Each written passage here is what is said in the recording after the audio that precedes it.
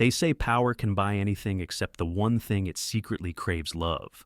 And in the glittering towers of Boston, a billionaire named Ethan Sterling believed that was true. He built his empire on logic, not emotion, control, not connection. So, when life demanded something human, a child, an heir, he turned it into a business deal. No feelings, just a contract, just survival. But love has a way of rewriting even the finest print. This is the story of Claire Whitmore, a woman standing on the edge of ruin, forced to choose between morality and survival. A woman who entered a deal with a man who promised her nothing, and somehow gave her everything. It's a story about power meeting vulnerability, about walls built to protect the heart, and the moment those walls finally crumble. Because sometimes, what begins as a transaction becomes a transformation. And sometimes, the coldest hearts learn to beat again, not for profit, not for pride, but for love itself. He promised no feelings, just a baby. But fate had something far greater in mind. Winter presses its cool palm against the city, and Boston listens. Snow hushes the streets, softens the angles of brick and glass, and slows time just enough for a life to pivot. In that careful quiet, a woman named Claire Whitmore walks the narrow corridor between what is right and what is needed. 35, steady-handed, sharp in ways that don't show off. She has the posture of someone who's carried a company on her back and grief in her chest. The debts she thought were buried with her late husband have clawed their way to the surface, fees compounding like ice, forming layer on layer, inch by inch, day by day, until even the strongest roof starts to groan. She knows the numbers. She knows the limits of endurance. And she knows that endurance is not the same thing as salvation. Pause. She is a marketing executive, the sort who can translate a tangle of fear into a plan, the sort who can thread a message through static. But this crisis is not a campaign. It is arithmetic with teeth, and it bites each time she opens another letter marked urgent. Across the city, Ethan Sterling lives with a different kind of winter. 42, a billionaire in a beautifully lit box of steel and glass Lakeview penthouse, the kind of view that makes dusk feel like a cathedral.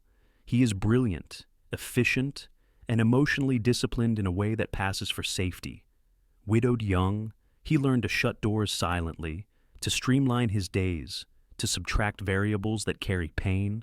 People say he is distant, perhaps, or maybe he is the last candle in a drafty room, protected by a glass chimney because the flame inside means too much to risk. Pause. He understands markets that react in milliseconds and networks that predict behavior with chilling accuracy. He affects the world at scale. But scale can become a disguise. The larger the system, the easier it is to avoid the human heartbeat at the center. Their lives meet inside a storm, the kind of New England snowfall that turns headlights into halos and sidewalks into chalk outlines of footprints. Claire steps into the lobby of his building as wind shoulders the revolving door, and for a second, the world is a theater of white. By the time she reaches his floor, her hair holds the memory of snow, and her lungs carry the sharp, clean air of decisions that can't be postponed. Ethan waits in a room that looks designed to prevent accidents lined straight. Surfaces clear, a space that knows how to keep secrets. What passes between them first is not words, but measure a silent assessment of poise, of where, of purpose. He pours water with the caution of someone who knows that even kindness can be mistaken for strategy. The proposal lands not like thunder, but like a pin dropped in a chapel. Carry my child. In return, your company survives. No preface, no pitch deck. The sentence is clinical, and yet it splinters the air. For a heartbeat. Claire hears nothing but the echo of those words turning the room into a tunnel of yes or no. She feels insulted. She feels relieved. She feels the shape of outrage and the outline of rescue overlap until both lose their edges. Her mind, trained to segment problems, tries to erect buckets morality, money, health, reputation, time. But pain doesn't respect buckets. It spills. Pause. And behind the bucket stands a memory, her late husband's silence growing thicker month after month. the way love can look like duty while rotting from the inside. She promised herself she would never again mistake survival for living. She promised herself many things in those long nights of unraveling. Promises, she knows, are light until tested. Then they are granite. Ethan doesn't blink, not cold contained. He is not buying a person. He is attempting, with all the blunt force money provides, to guarantee a future. He has spreadsheets for everything except this ache, this wish to leave a thread of himself in the world that feels more tender than legacy and far more dangerous. He mentions medical supervision. He mentions confidentiality. He speaks as if containment were compassion, as if control could substitute for trust. He does not mention loneliness.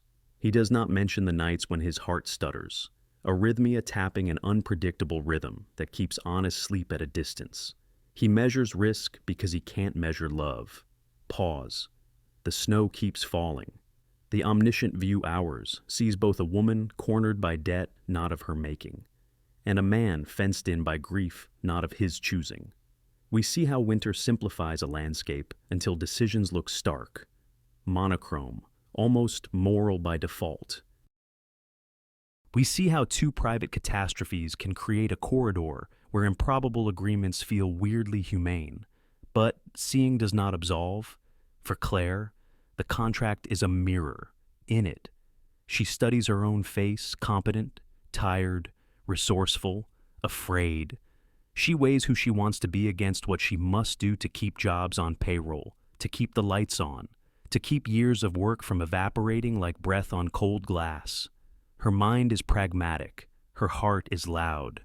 The heart says, "This is not love." The mind replies, "It is not meant to be." The heart asks, "Will you be safe?" The mind counters with numbers, deadlines, penalties, a calendar that has run out of blank squares. Beat. She imagines the press finding a leak and turning her into a headline. She imagines silence, to the kind that costs livelihoods and teaches shame. Choice is a narrow bridge. She steadies herself. Ethan gives her space to think. Or rather, he offers the illusion of space in a world he has already engineered to reduce friction. She notes the quiet hum of heat, the immaculate glass, the unruffled staff. She notes how everything here is designed to ensure outcomes. She is not an outcome. She is a person. And yet, if she signs, she will become both.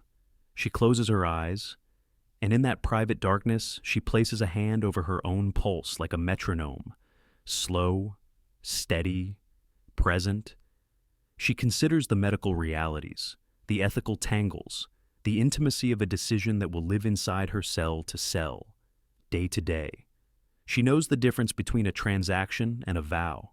She also knows that sometimes mercy wears a business suit and arrives with terms, because not every miracle looks like one at first sight. The pen is heavier than it should be, not by ounces by memory.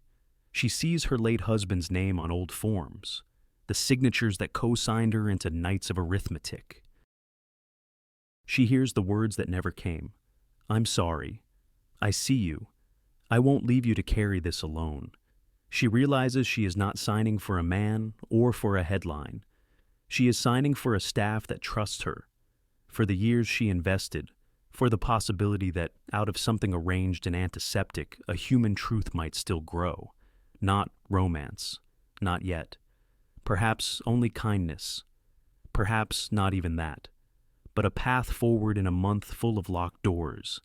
There is no triumphant music. The storm continues, indifferent.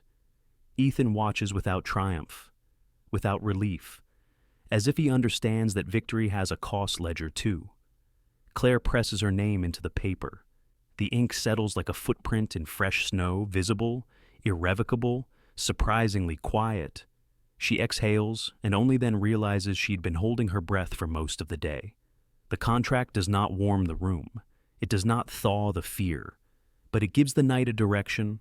Pause. Outside, a plow moves slow along the curb, metal against ice, patience against hard weather. Inside, two people sit with the aftermath of choice, equally aware that what they have made together is not love, not yet, but neither is it cruelty. It is a bargain with winter, And sometimes, when the wind is high and the road is narrow, that is how beginnings look. Snow still lingered on the edges of Boston's streets, gray now, softened by footsteps and tire tracks. The ink on the contract had long dried, yet its weight remained, invisible but undeniable, like a second winter settling quietly into Claire Whitmore's chest. The night she signed, something inside her shifted, not of victory, not quite defeat, more like the surrender of a traveler who accepts that the road ahead will be longer than she'd hoped. Days passed in slow, deliberate beats. Emails from Ethan Sterling's legal team arrived with instructions and timelines, medical schedules, and confidentiality clauses. Everything was planned to the minute, the way only a man who mistrusts chaos can plan. Then came his invitation, or perhaps it was more of a directive cloaked in courtesy to move temporarily into his Lakeview penthouse for medical supervision.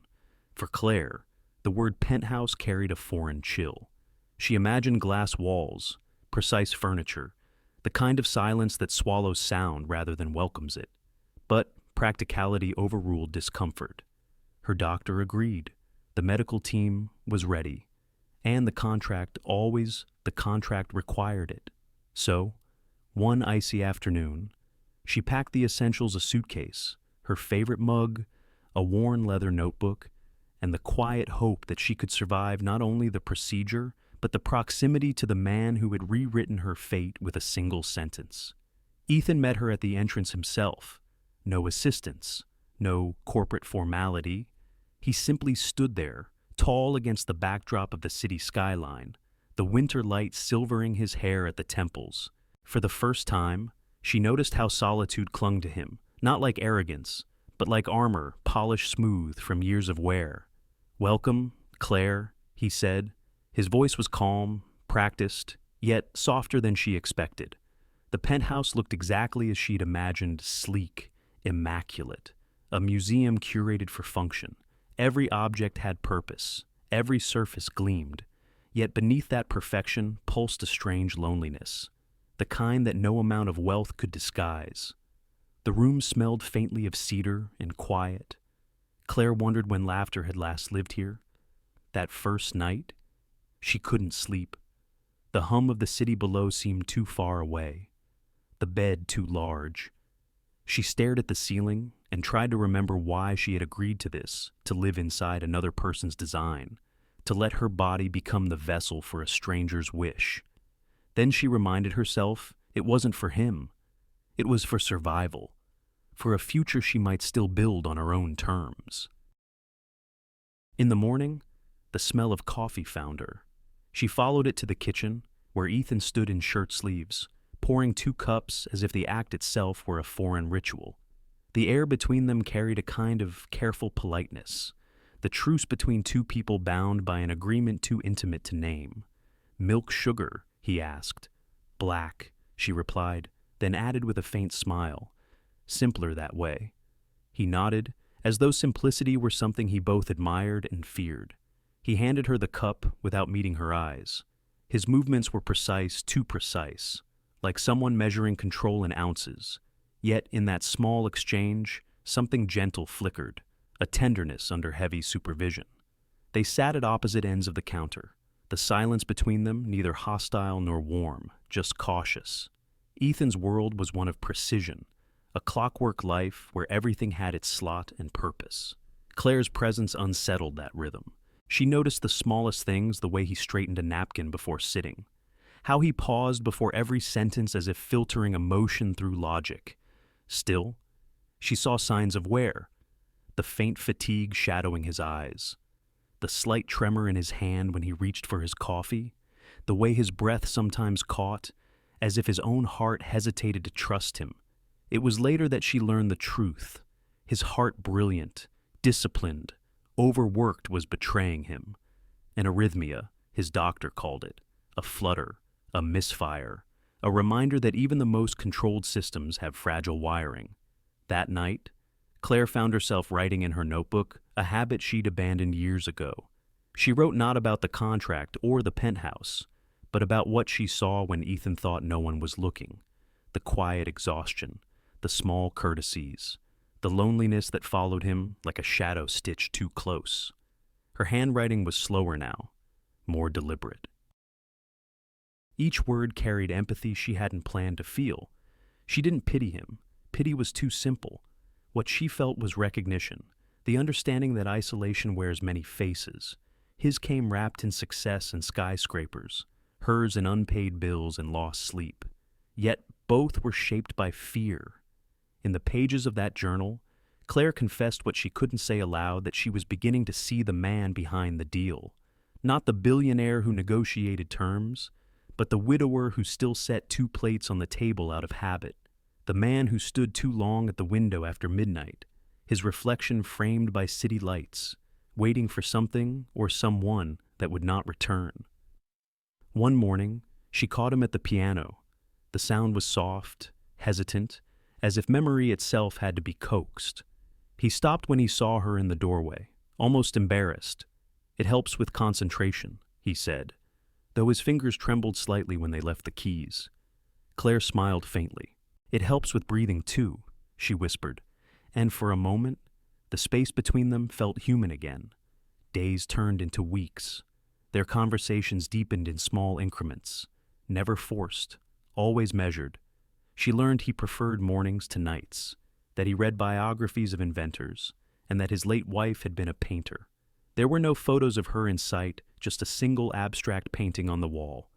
Colors muted but alive, like a heartbeat translated into light. At times, Ethan would walk her through his workspace's rows of prototypes, glowing screens, ideas mid-birth. He spoke with precision, but Claire heard the loneliness underneath. Success, she realized, had given him everything except peace. And in her private journal, she began to question the fine print of their arrangement, not the legal clauses, but the emotional ones. Was it possible to live beside someone like him and not care?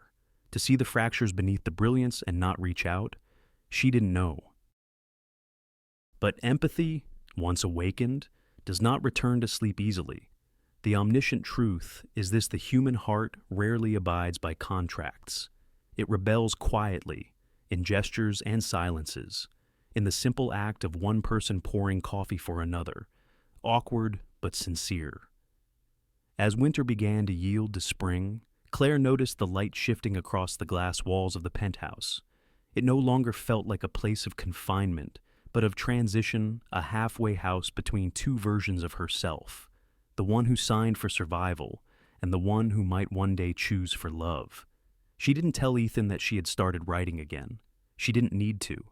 Some truths announce themselves in the way a person lingers before leaving a room, or how they remember to pour a second cup of coffee before sunrise. Outside, the ice on the lake began to crack, water whispering beneath. Inside, 2 people shared breakfast, both pretending it was routine, both knowing, quietly, that nothing about this was ordinary. Spring arrived quietly that year, soft light on the Charles River, a gentler wind along the edge of the city. Inside the Lakeview penthouse, the world had begun to thaw, though neither Claire nor Ethan dared to say it aloud. The rhythms between them had shifted, subtly, like a melody played in a different key. What had once been formal was now familiar shared breakfasts without words, short glances that lingered just a breath too long, a warmth that lived beneath the surface of their arrangement. For months, they had lived in measured coexistence, each protecting their own kind of solitude.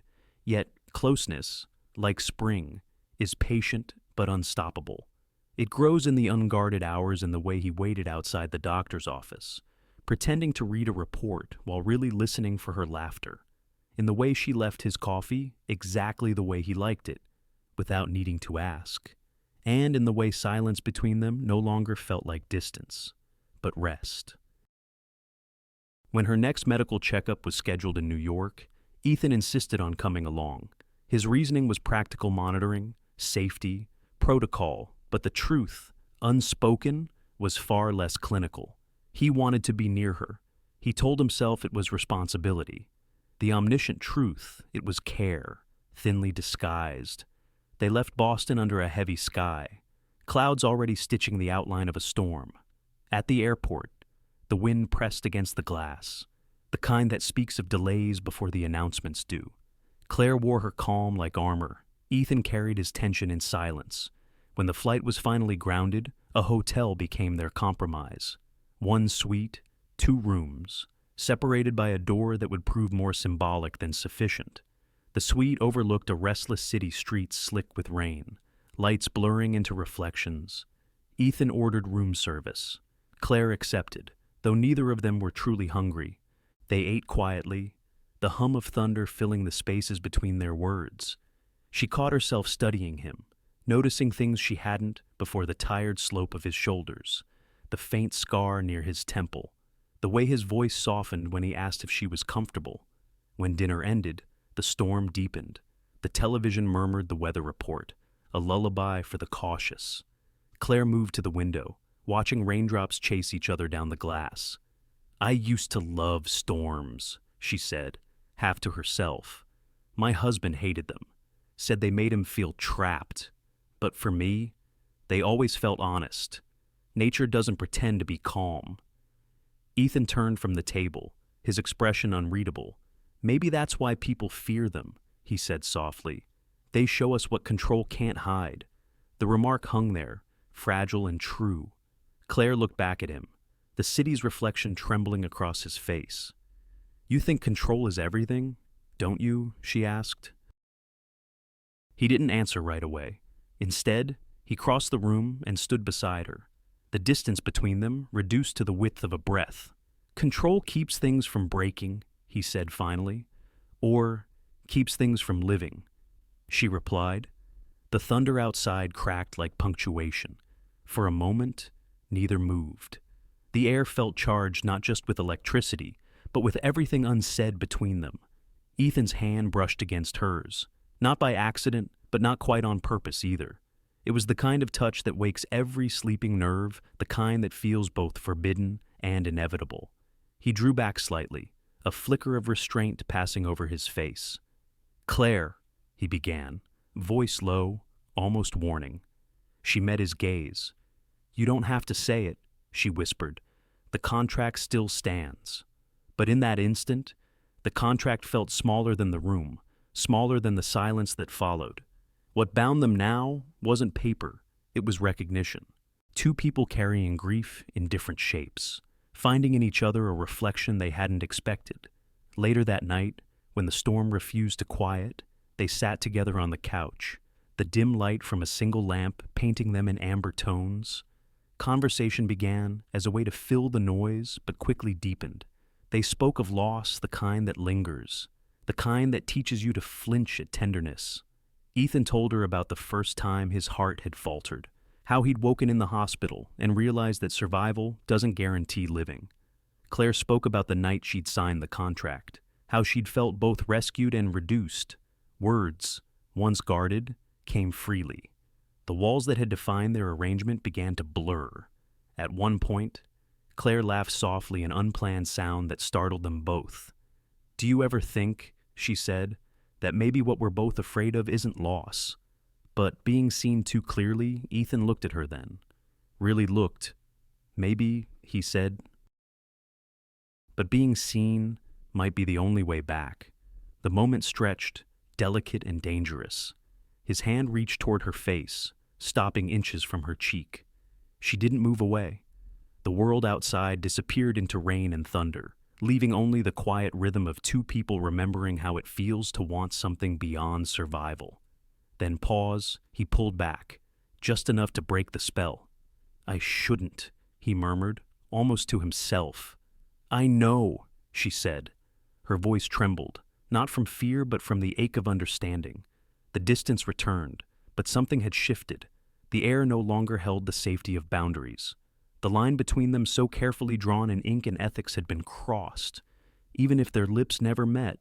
Later, when Ethan retreated to the adjoining room, Claire sat awake, listening to the fading thunder. Her heart wouldn't slow. She opened her journal and began to write not about business or medicine, but about what it means to feel alive again. She wrote of the storm, of how closeness can be as terrifying as lightning, of how the human heart, even under contract, rebels and whispers first, and she wrote of him the man who lived by precision, yet looked at her like she was something he couldn't calculate. The omniscient truth is this: when two lonely souls begin to orbit each other, the pull is inevitable. The language of restraint becomes the language of longing. What began as a transaction now trembles on the edge of transformation. Outside, the rain softened, morning crept through the curtains, quiet and pale. Claire closed her notebook, her handwriting unsteady. She knew something had changed, though she couldn't name it yet. She only knew that the no feelings clause, the rule that had kept them safe, was already breaking. Not with a declaration, but with a heartbeat.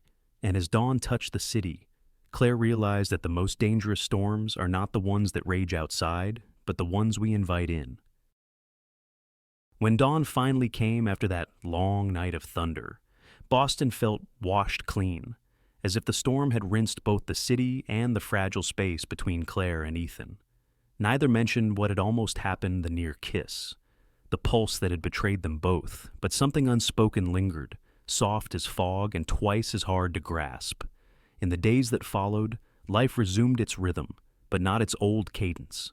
Their conversations grew gentler, their silences less guarded. The contract still existed on paper, but in practice, it had become an afterthought, something filed away. Collecting metaphorical dust in a drawer neither dared open. What bound them now wasn't duty. It was presence. The quiet companionship that grows in shared mornings and small kindnesses. Weeks turned into months. Spring folded into summer, then into the soft amber of early fall. Claire's pregnancy progressed with the steady assurance of time itself. Her body changed. So did the air in the penthouse. Once sterile and silent, the place had begun to breathe. There were flowers now, fresh ones, not arranged by staff, but chosen by Ethan himself. Awkwardly, almost shyly, piano notes returned to the air in the evenings, hesitant at first, then fluid, somewhere between logic and emotion. Ethan Sterling was learning how to live with warmth again. Every morning carried its rituals. The kettle hissed before sunrise. Ethan, who once measured his days in stock prices and meetings, now learned the patience of timing. Tea steeped exactly 3 minutes for Claire's nausea. He adjusted her chair before she sat down, pretending it was habit, though both of them knew it was care. When she forgot her vitamins, he noticed. When she grew restless, he suggested a walk by the Charles River, his voice gentle, his pace always matching hers. Those walks became their quiet sanctuary. The city moved around them, but they moved through it like a pair of ghosts rediscovering what it meant to be alive.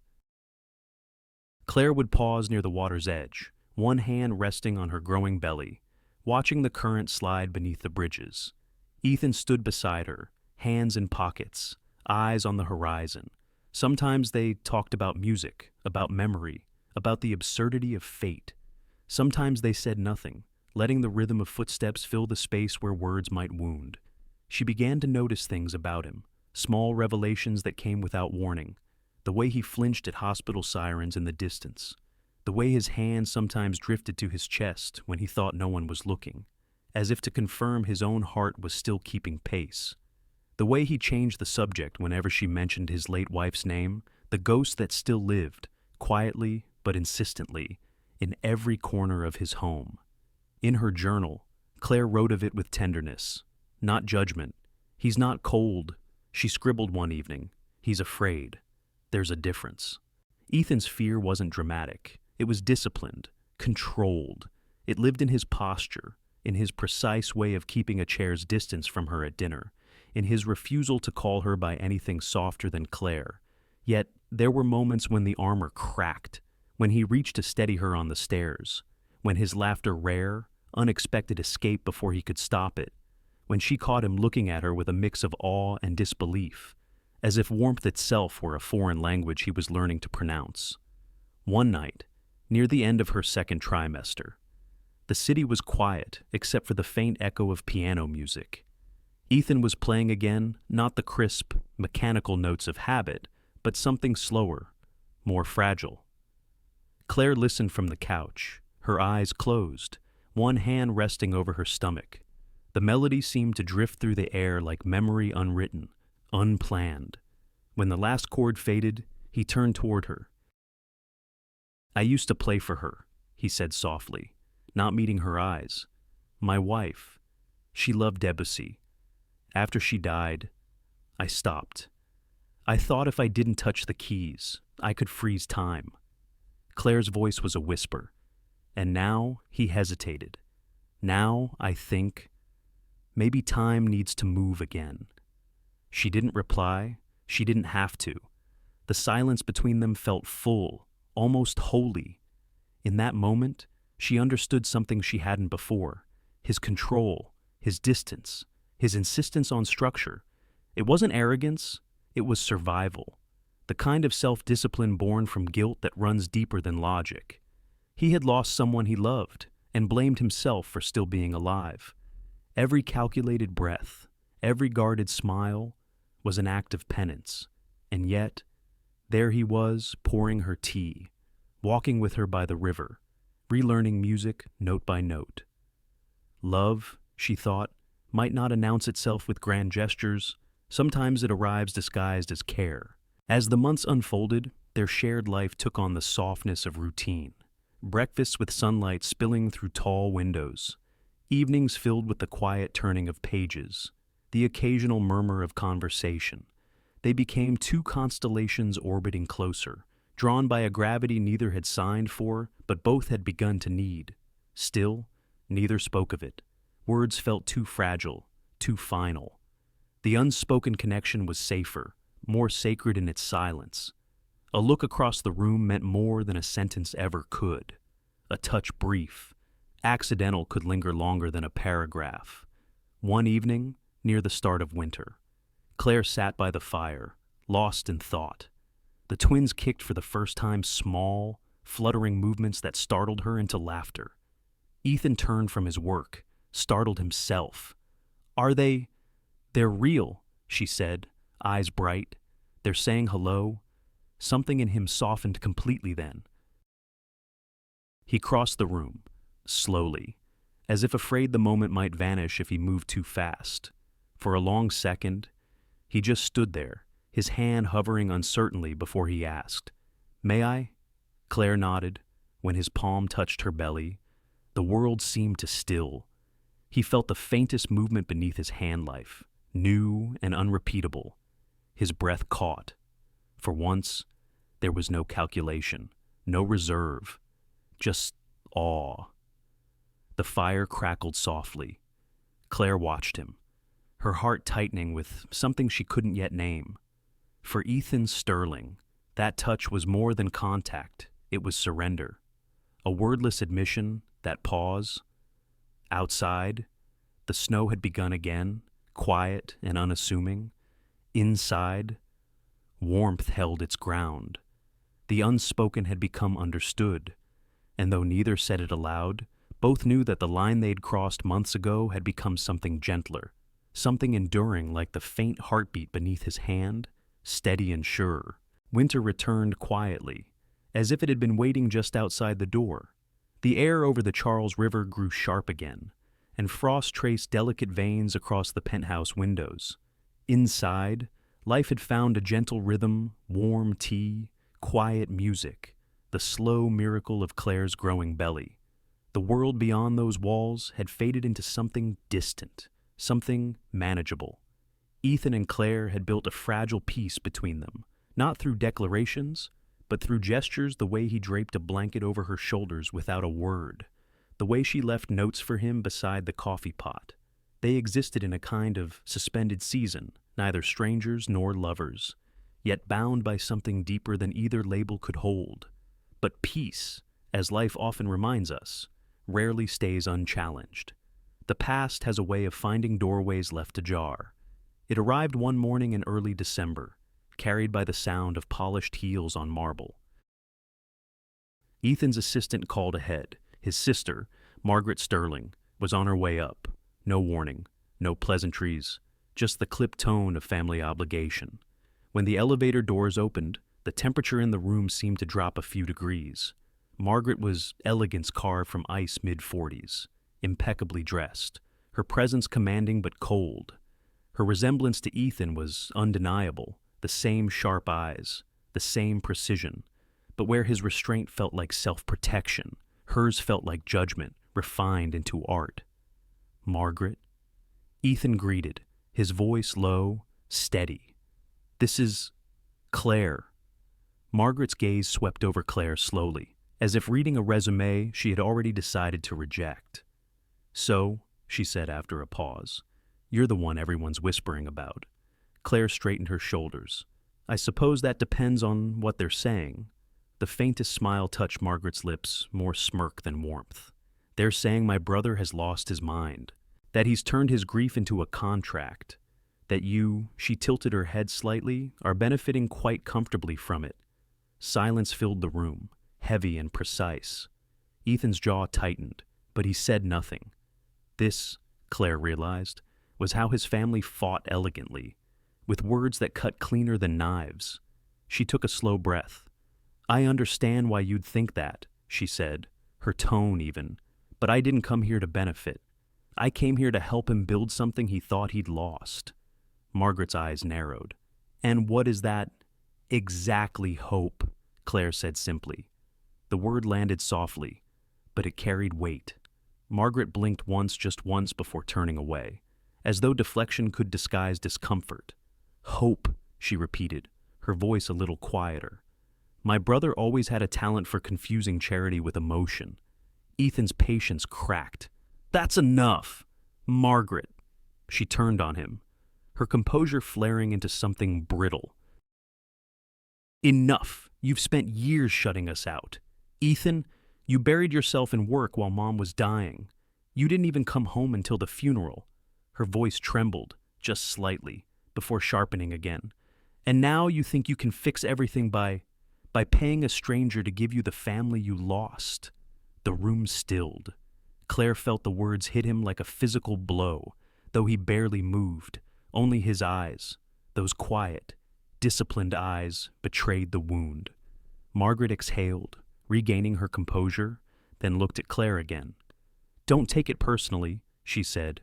"My brother doesn't know how to love anyone for long, not even himself." With that, she turned and left, her perfume lingering in the air long after the elevator doors closed. Claire stood in the silence that followed, her hands trembling slightly. Ethan didn't speak. He simply walked to the window, the city reflected in the glass like a confession. "She's not wrong," he said finally. Claire hesitated. About what he didn't turn around. About me. The air between them felt thinner now, stripped of the soft domestic rhythm they had built. "My family," he continued, "has always measured worth by performance. Success meant love. Attention meant currency. When my wife died, I buried myself in work because it was the only language I still spoke fluently. They called it coldness. Maybe they were right." Claire stepped closer, her voice gentle. "You were surviving. Ethan, that's not the same as being cold." He gave a small, humorless laugh. "Tell that to Margaret." "I just did," she said quietly. He turned then, finally meeting her eyes. "You handled her better than anyone I've ever seen." "She's protective," Claire replied. "People who've lost love often are." Something softened in him, then some recognition that her understanding wasn't sympathy, but kinship. She knew the language of loss. She'd lived it too. That evening, they ate dinner in silence, the memory of the confrontation still echoing. The firelight flickered against the glass, and for the first time in months, Ethan looked smaller, not in stature, but in spirit. The man who always seemed unshakable now looked, to Claire, like someone who had been carrying too much for too long. She reached across the table, her fingers brushing his hand. "You know," she said softly, "you don't have to keep proving you're worthy of love." He looked up, startled. "Who said I was?" "You did," she replied, "just not in words." He didn't answer, but the silence that followed was not rejection. It was reflection. The kind of silence that lives between two people who are slowly, painfully learning how to be seen. Later that night, Claire sat by the window, journaling as she always did. Her handwriting trembled slightly as she wrote, "His sister doesn't trust me. I can't blame her. What she doesn't see is that Ethan doesn't trust himself either. He builds walls, not because he wants to keep people out, but because he's terrified they'll see how much he needs them. Down the hall, Ethan stood in the doorway of his study, staring at a framed photo of his late wife, a woman smiling in sunlight, the kind of smile that time can't quite erase. He whispered something no one could hear. Then, almost unconsciously, he reached for the phone and dialed Margaret's number. It rang once, twice, then went to voicemail. "I'm sorry," he said after a pause, "for a lot of things." He didn't wait for her reply. He hung up, exhaled, and pressed a hand against his chest where the ache always lived. The omniscient truth is this: families are the first mirrors we learn to fear. They show us who we were before we chose who to become. For Ethan Sterling, facing his sister's judgment wasn't about her distrust of Claire, it was about his own reckoning. And though he couldn't see it yet, the woman writing quietly in the next room had already begun to light the corners of his life. That guilt had kept in shadow. Outside, the snow fell again, soft, patient, unjudging. Inside, something small and steady was healing, one truth at a time.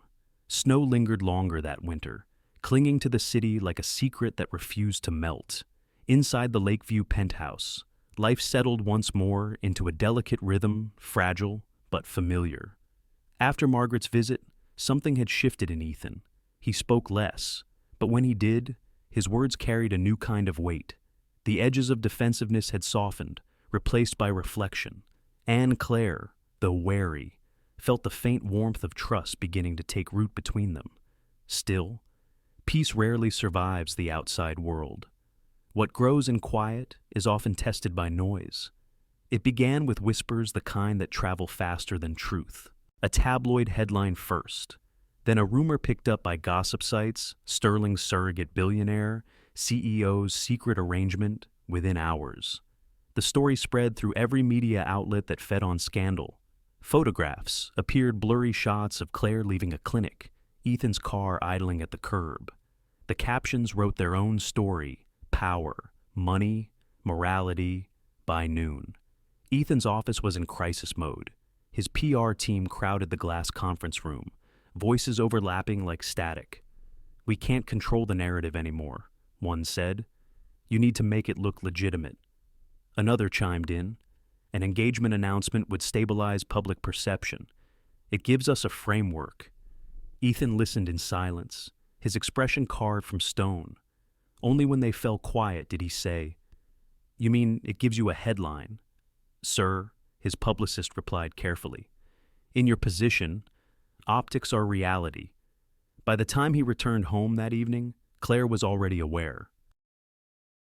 Her phone had been buzzing all day, messages from former colleagues, clients, even distant relatives. Questions disguised as concern, judgment wrapped in curiosity. She had turned the screen face down hours ago, unable to bear the glow of it. When Ethan entered, she was standing by the window, her reflection blurred against the skyline. "They know," she said simply. He nodded. "I'm handling it."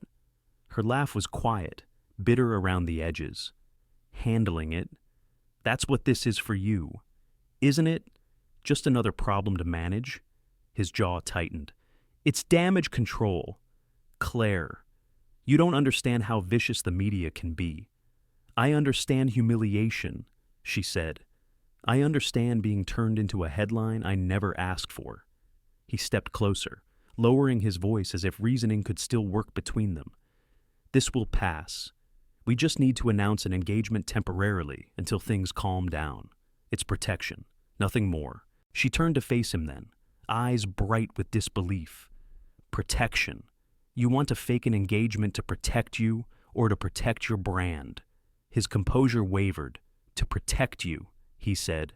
"You think they'll leave you alone now? They'll dig into your past, your marriage, your debts." Her voice rose, trembling. "And you think pretending to love me will fix that?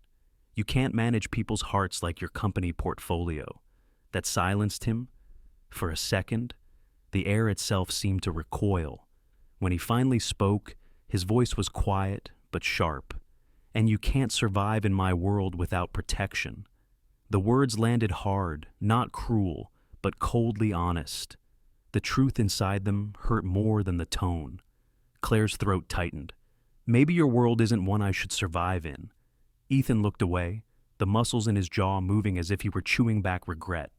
"You don't understand," he said again, softer now. "This isn't personal." Her laugh broke, unsteady. "That's the problem. Ethan, none of this ever is." For the first time in months, the distance between them felt absolute. The penthouse, once filled with quiet intimacy, seemed to echo with every unsaid word. He tried again, reaching for logic because it was the only language he knew. "I'm trying to keep you safe." From what she asked, from gossip, from scandal, or from the possibility that you might actually feel something. He froze. Claire shook her head, tears catching in the lamplight. "You built your life to avoid vulnerability. Every decision, every plan, it's all about control. But people aren't companies. Ethan, you can't restructure love. You can't issue a press release to fix it." The silence that followed was longer than anger, heavier, too. Ethan stood still, his expression unreadable. For a heartbeat, she thought he might say something that would break the pattern, something real. But he didn't. He turned away instead, walking toward his office, his footsteps deliberate and final. When the door clicked shut behind him, the sound felt louder than thunder. Claire stood there, staring at the empty space he left behind. Her breath came shallow, her pulse quick. She felt the weight of everything she had given up: her independence, her anonymity, the illusion of choice. She walked to the piano, the one he used to play in the evenings. Her fingers hovered above the keys but didn't press down. Music, like emotion, demanded vulnerability, something neither of them could risk tonight. Instead, she sat in silence, the kind that fills a room like water, rising, inch by inch. Later, when she went to bed, she found the faint imprint of his hand still on the chair he had adjusted for her at dinner days ago. That small memory broke her resolve. She pressed her palm there, matching the shape of his absent touch, and whispered into the dark, "You don't need to protect me. You just need to see me." In the other room, Ethan sat at his desk, the city lights flickering across his face. His phone buzzed with messages from his PR team, drafts of statements, engagement announcement templates, damage reports. He read none of them. Instead, he stared at the contract that had started everything, now creased and worn from too many revisions. He realized, for the first time, that the paper had never been the problem. It was the fear behind it, the fear of being known, of being needed, of being human again. But fear was easier than feeling. So he closed the file, silencing the ache behind his ribs. The omniscient truth is this: love and control cannot coexist. One must bow to the other, and in the Sterling penthouse that night, control won temporarily. Outside, the snow fell steadily, muffling the sounds of the city. Inside, two people who had almost found each other now sat in separate rooms, both pretending distance was safety. But beneath the quiet, something unseen was breaking, not loudly, but deeply, like ice under pressure. And though neither could name it yet, they both felt it. The price of protection is always love left unspoken. Morning came slowly after the night of their argument. The city outside Ethan's penthouse glowed in a pale, reluctant light, as if Boston itself hadn't decided yet whether to wake or to keep dreaming. Inside, silence had thickened into something physical, something that pressed on the walls, on their hearts, on every unfinished word left hanging in the air. Claire woke alone. The tea kettle on the counter was cold, untouched. The piano sat closed. Even the soft hum of the heating system sounded different, too loud in the absence of shared breathing, of footsteps crossing paths. She tried not to wonder whether distance had always been Ethan's default setting. It had been 2 days since the story broke, and neither of them had managed to mend what the world and pride had split open. The press was relentless, but the real noise came from within, the clamor of questions that no public statement could answer. Ethan buried himself in meetings, strategies, and silence. Claire withdrew into quiet routines, finding comfort in small, predictable things, the rhythmic motion of making tea, the sound of rain tapping the windows, the familiar weight of her journal in her lap. But even as she tried to rebuild her composure, something inside her kept stirring a mix of tenderness and exhaustion, of wanting to forgive him and needing to protect herself. That afternoon, when Ethan finally returned home, the air seemed to shift again. He stood in the doorway for a long moment, watching her from across the room. She was sitting by the window, a blanket around her shoulders, one hand resting absently on her rounded belly. "Claire," he said quietly. She looked up, not coldly, but guarded. "You're back early." "I couldn't stay away," he replied. Then, after a pause that trembled between confession and apology, he added, "I was wrong." It wasn't a phrase Ethan Sterling used often. The words came out uneven, as if unused to his tongue. He crossed the room, every step deliberate, the weight of his pride visible in the tension of his posture. "I tried to manage this the only way I know how," he said, "control, structure, but you were right. People aren't portfolios. They don't need protection. They need," he hesitated, struggling with the word, "they need truth." Claire set her journal aside, heart quickening. "Truth," she echoed softly. He nodded. "The truth is, I don't want this to be just a contract anymore." Her breath caught. Ethan knelt before her, his hand trembling slightly as he reached into his pocket. No publicist, no cameras, just a small velvet box, the kind that carries both promise and peril. He opened it, revealing a ring not grand, but elegant, simple, understated, like something chosen by a man who had finally learned that meaning mattered more than spectacle. "Marry me," he said, voice low, "not for appearances, not for protection, because I want a life with you, with the children, with everything that comes with it." Claire stared at him, her heart beat loud in her ears. The words should have been everything she'd once dreamed of, but instead of joy, she felt an ache rising from somewhere deep, somewhere old. "Ethan," she whispered, "don't do this out of guilt." "It's not guilt," he said quickly. "It's love." The word hung between them, fragile as glass. She wanted to believe it. God, she wanted to. But she'd heard that word before from a man who said he loved her while slowly draining her spirit, year after year, with silence and neglect. Flashback. She could still see her late husband sitting at the dinner table, eyes fixed on his phone, answering every question with a nod or a grunt. He had called it peace. She had called it loneliness.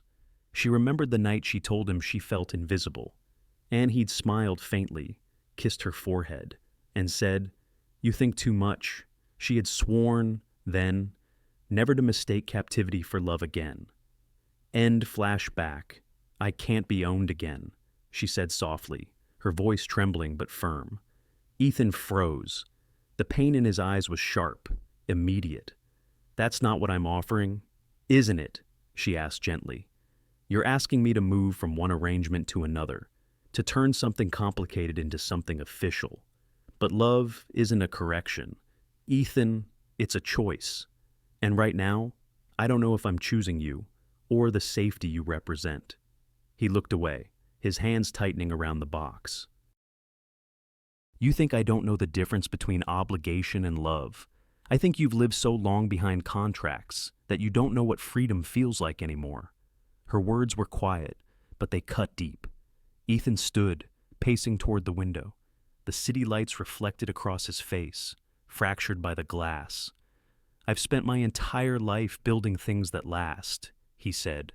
"Companies, systems, solutions. But I can't build this us without you meeting me halfway." Claire rose slowly, her heartbeat steady but heavy. "Maybe building isn't what love needs," she said. "Maybe it needs letting go." For a moment, neither spoke. The only sound was the hum of the city far below, distant and indifferent. Then Ethan turned, eyes bright not with anger, but with something rawer. "Then maybe," he said, voice breaking, I have nothing to offer you but the truth.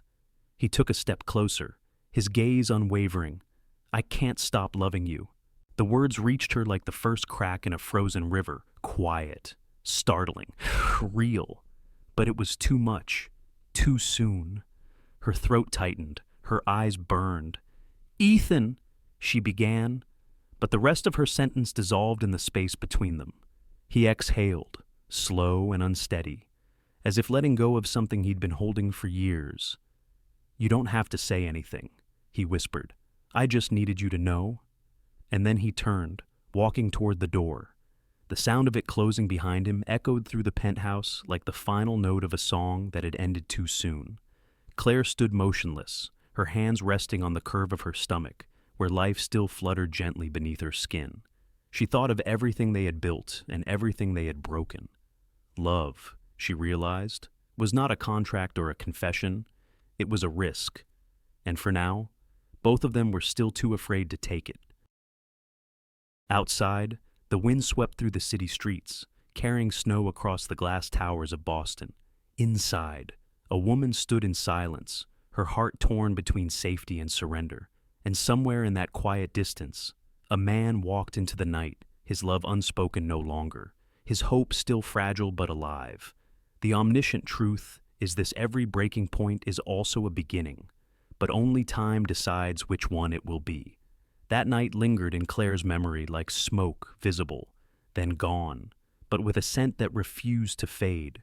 The sound of the door closing behind Ethan still echoed in her chest long after the apartment fell silent.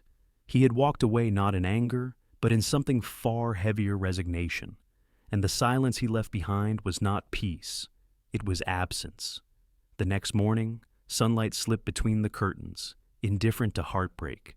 The penthouse looked the same, immaculate, controlled, but the energy had changed. The air felt thinner, emptier, as though the walls themselves had exhaled and decided not to breathe again. Ethan didn't return that day, nor the next. His absence was polite, measured exactly the kind of distance that could be explained, but not forgiven.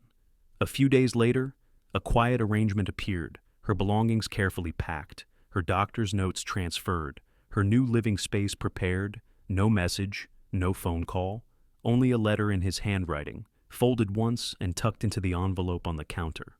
You need space. I can't give you peace if I'm the noise that hurts you. The cottage is ready near enough for help, far enough for breathing. I'll make sure you're cared for. E. She read it twice, the first time with disbelief, the second with something that felt like sorrow, disguised as understanding. The cottage sat an hour outside Boston, nestled near a small lake rimmed with birch trees. It was beautiful in the way loneliness often is: quiet, pristine, almost too still. Ethan had thought of everything: soft blankets, stocked shelves, a nurse on call once a week, comfort, yes, but comfort with edges, a separation gift wrapped in kindness. Claire settled in as best she could. She rearranged furniture, brewed tea, and tried to pretend that solitude was freedom.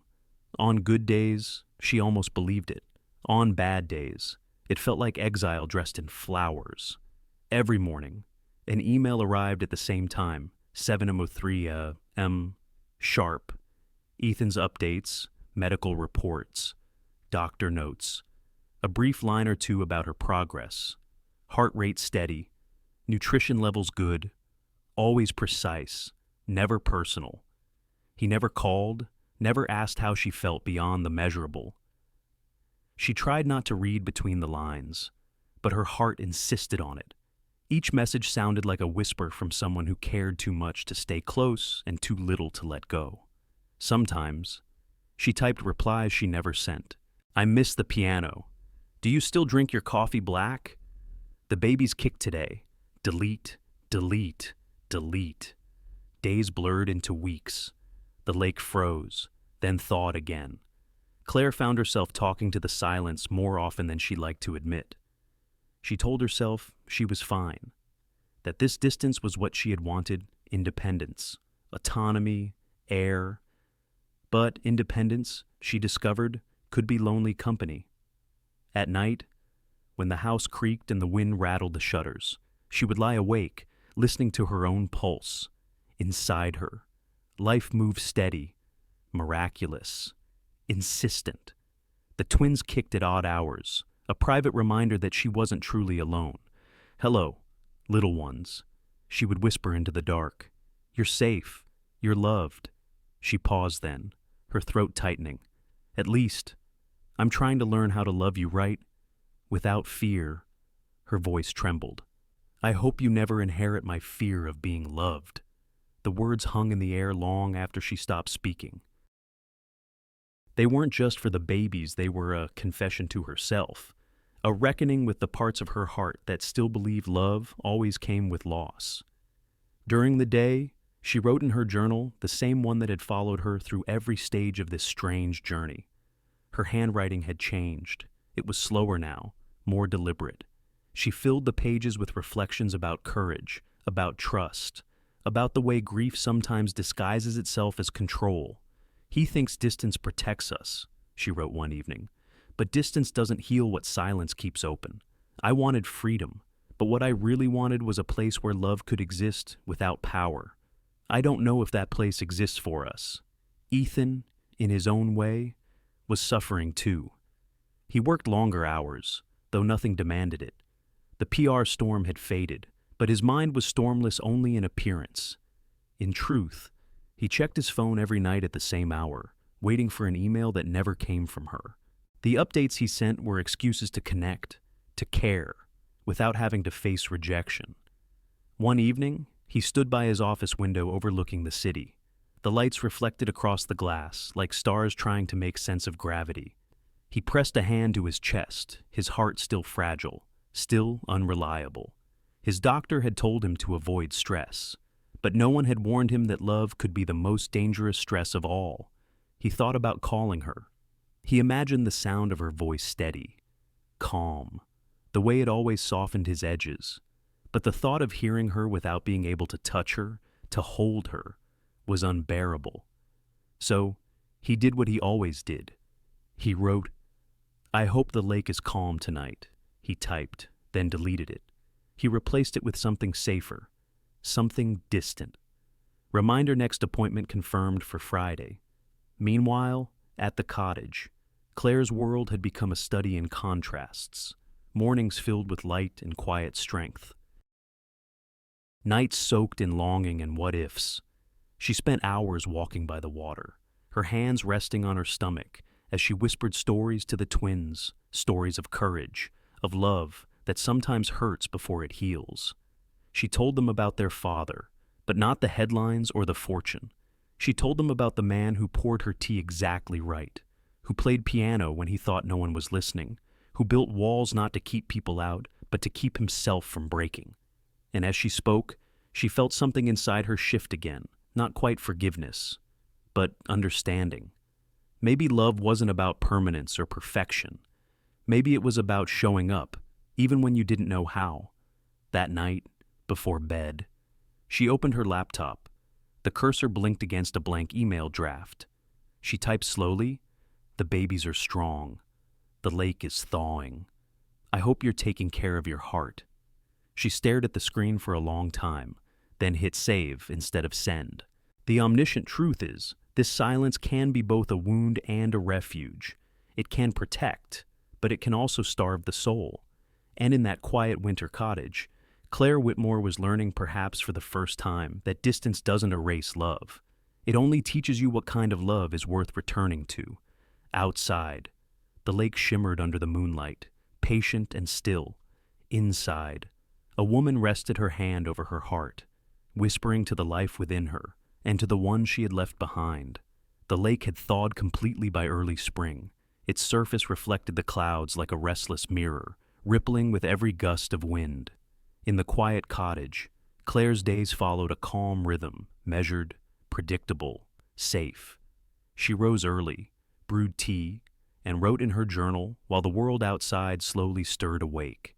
The twins moved more now, their tiny rhythms pulsing beneath her skin like soft reminders that life continued, even through distance.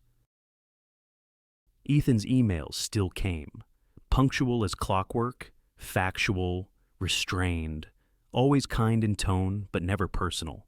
Doctor confirmed strong fetal growth, or blood pressure stable, words without warmth, care without closeness. She read each one slowly, whispering responses he would never see. Sometimes, she thought she saw his reflection in the lake broad-shouldered, weary, looking toward her but never crossing the water between them. 2 weeks later, the first storm of the season arrived. It began quietly, a low rumble in the distance, the scent of rain curling through the air like memory. Claire watched the sky darken, thinking it would pass. She had grown used to solitude, to managing small discomforts alone, but this storm would be different. By nightfall, wind howled through the birches, bending their silver trunks until they creaked in protest. The lake churned under flashes of lightning. Claire closed the shutters and tried to breathe through the tightening in her abdomen. A sharp pain gripped her side, then another. Too soon, far too soon. Her breath caught. She counted the minutes, 5 apart, then 4. Not yet, she whispered. Please, not yet. She reached for her phone. Her hands trembled as she scrolled through contacts and pressed the name she had avoided dialing for weeks. Ethan Sterling. The line rang, once, twice, straight to voicemail. Ethan, she gasped, clutching her belly. It's happening. I think the babies are coming.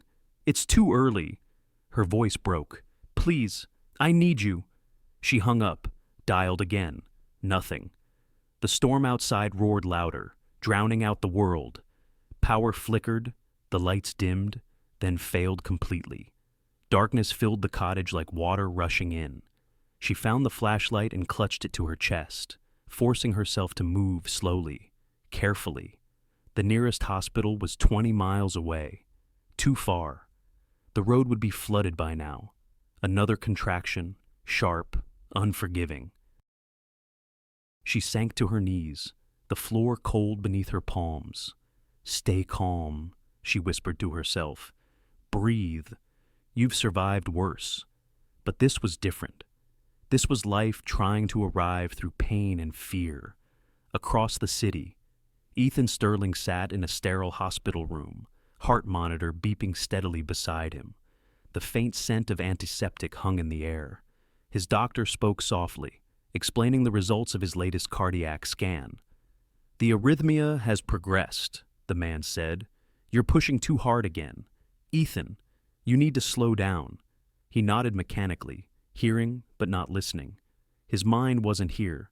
It was miles away by a lake, in a cottage he had chosen to protect the woman who had once trusted him enough to carry his hope inside her. The doctor's voice faded into background noise. Ethan stared at his phone, the screen black and silent on the bedside table. For weeks, he had wanted to call her, to hear her voice, to ask if she'd forgiven him. But fear kept his hand still, fear of what she might say, or worse, what she wouldn't. Then the phone buzzed, once, twice. Missed call. He blinked, confused. Her name. Claire. Before he could process it, another vibration. Voicemail. He pressed play, her voice frantic, trembling, breaking through static. Ethan, it's happening. I think the babies are coming. Please, I need you. He froze. The sound of her fear sliced through the sterile quiet. Claire, he whispered, already grabbing his coat. God, no. The doctor shouted something about monitoring, about not leaving. Ethan didn't hear. He ripped the IV from his arm, ignoring the pain, the alarm that blared behind him. His pulse spiked wildly, the monitor screaming as he stumbled toward the door. Mr. Sterling, your heart. He didn't stop. Then it will have to keep up, he muttered, breath ragged. Back at the cottage, thunder shook the walls. Claire had managed to reach the local clinic, her voice breaking as she spoke to the dispatcher. Contractions 3 minutes apart. She gasped. I can't drive. Please hurry. The operator's voice was calm but urgent. Stay on the line, ma'am. Help is on the way. She tried to focus on the sound of that voice, but the storm drowned everything else.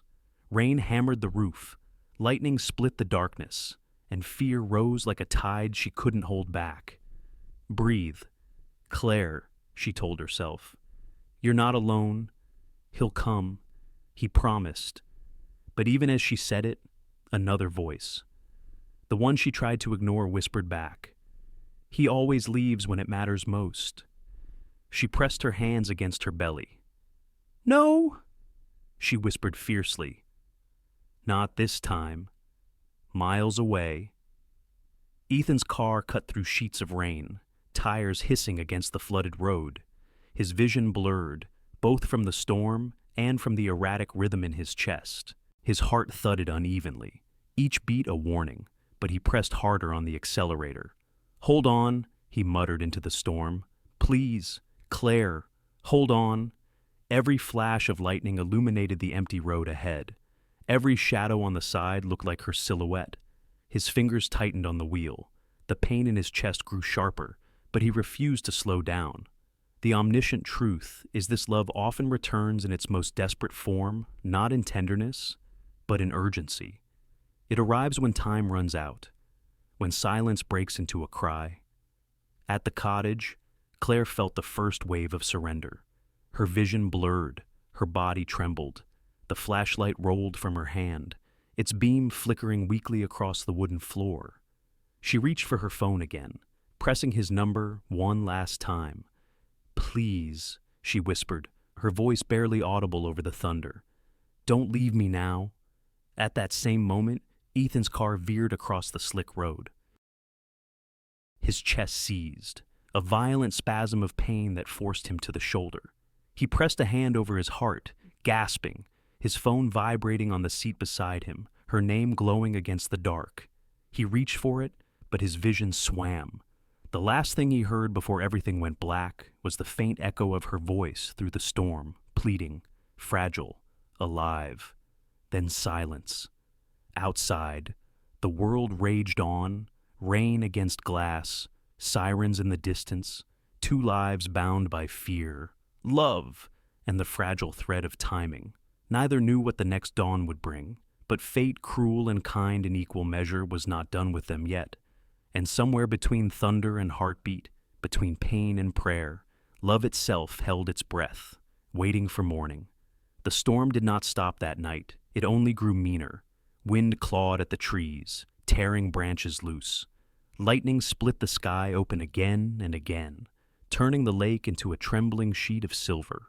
Inside the cottage, Claire lay on the floor near the door, breath shallow, vision fading between pain and panic. The flashlight beside her flickered weakly. Her phone had gone dark, the battery dead, but somewhere in the distance, through the sound of thunder and rain, there was another sound, a siren, faint but growing louder. Help was coming. Whether it would reach her in time, she didn't know. Miles away, Ethan Sterling stirred back to consciousness in the driver's seat of his car. Rain thudded against the windshield, rhythmic and relentless. His chest burned, his heart stuttered in an uneven, frightening rhythm. For a moment, he couldn't tell where he was, only that the world outside was water and light and noise. Then he remembered Claire, the babies. He forced himself upright, every breath a battle. He fumbled for his phone, its screen still glowing faintly with her last missed call. A single thought cut through the fog of pain. She needs me. He started the car again. The engine coughed, then caught. Tires slipped on the slick road as he pulled back onto the highway, wipers thrashing against the downpour. His pulse raced wildly, his vision narrowing, but he kept driving. "Not now," he whispered, pressing a hand against his chest. "You don't get to quit now." At the same time, an ambulance had reached the cottage.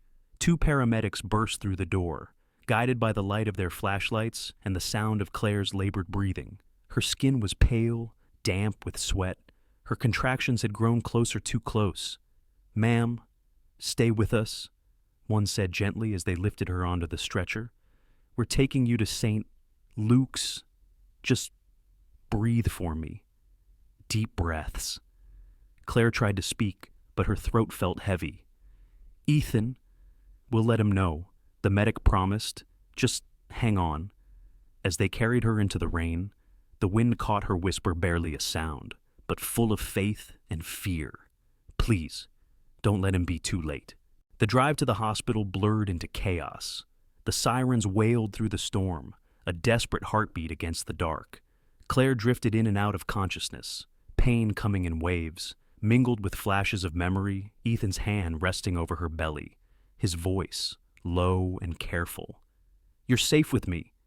She wanted to believe him still. When they arrived, the emergency doors flew open in a burst of white light. Nurses rushed forward, their voices urgent but controlled. The smell of antiseptic and rain filled the corridor. Machines beeped. Orders were shouted. A doctor leaned over her, his eyes calm but his tone quick. "She's going into premature labor. Get OB and cardiac on standby, blood pressure's dropping." Everything blurred, then faces, lights, motion. Someone took her hand, and for a second she thought it was Ethan's. But it was only a nurse, whispering, "You're doing great, sweetheart. Just breathe." Outside, a car screeched into the hospital lot, fishtailing slightly before coming to a stop. Ethan stumbled out into the rain, his shirt soaked, his breath shallow and ragged. His heart hammered irregularly, a violent percussion beneath his ribs. He ignored the warning pain. He ignored the shouting orderlies who recognized him and rushed to help. "I need to see her," he gasped. "Claire Whitmore. She's here, sir. You need to sit down," a nurse urged. "You're not well." "I'm fine," he said, though the word barely made it past his lips. He took another step and the world tilted. The hallway spun. The edges of light bent inward. He felt the floor rush up to meet him. "Code blue," someone shouted. He heard it dimly, like a sound underwater. His body refused to move, but his mind clung to a single image. Claire, frightened and alone, calling his name.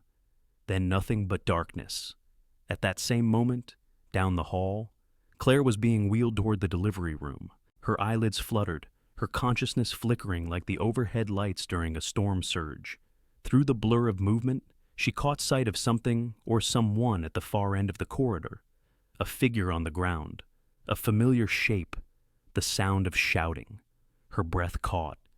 Ethan.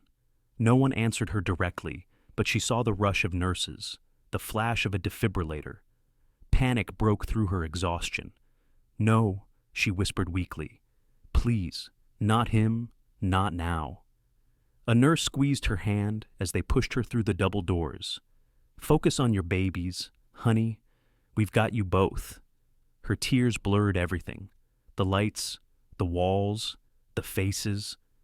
The last thing she saw before the anesthesia mask descended was the silhouette of a man being lifted onto a stretcher, his face pale beneath the hospital's fluorescent glow. Her heart clenched. Her voice cracked around the words she forced out before the darkness claimed her. "Please, don't leave me now."